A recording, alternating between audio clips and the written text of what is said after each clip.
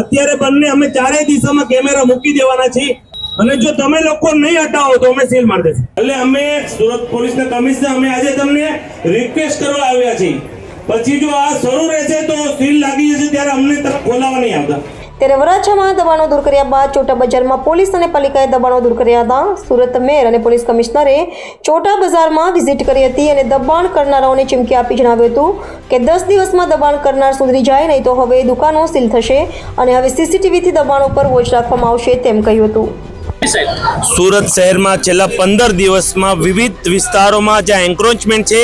તેની દૂર કરવાની કામગીરી સુરત મહાનગરપાલિકા અને સુરત પોલીસ દ્વારા થઈ રહી છે। તેના ભાગરૂપે આજે ચૌટા પુલમાં અનેકવાર ફરિયાદ મળી છે કે આખો ને આખો રોડ કોઈ ઇમરજન્સી સર્વિસ આવે, કોઈ ઇન્સિડન્ટ બને ત્યારે ફાયરની ગાડી પણ નહીં જાય ને ઇન્સિડન્ટનું મોટું સ્વરૂપ ન બને તે માટે સુરત શહેરના કમિશનર શ્રી અને હું જાતે આજે વેપારીઓને સમજાવવા આવ્યા છે કે તમે શાંતિથી ધંધો કરો, અમે તમારી સાથે સહયોગ છે, પણ સુરત મહાનગરપાલિકાનો જે રોડ તમે ઉપયોગ કરો છો એ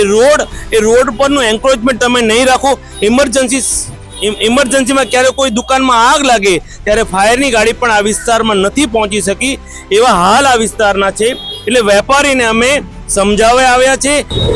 छोटा बाजार अपना शहरना सौथी जूना बाजारों में से एक है અને અહીંયા પૂરા શહેરમાંથી લોકો જે ખરીદી કરવા માટે આવે છે, નાની નાની તો લઈને મોટી વસ્તુ અહીંયા મળે છે જે,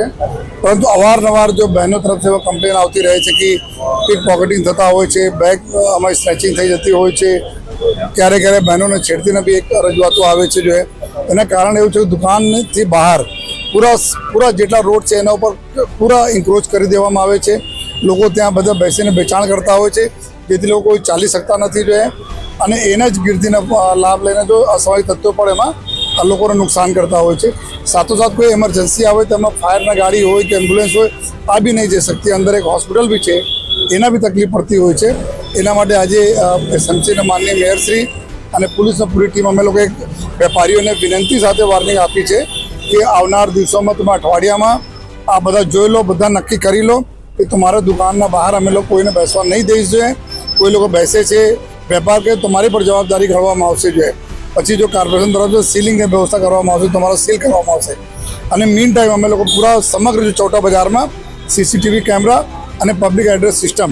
સાથે લગાવવા જઈ રહ્યા છીએ જેથી પૂરી મોનિટરિંગ બી અમે કરી શકીએ અને આ જો